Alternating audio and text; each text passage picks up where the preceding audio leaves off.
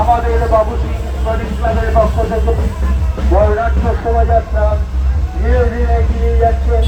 আপনারা রাস্তার দুধারে দাঁড়িয়ে আমাদের এই শোভাযাত্রা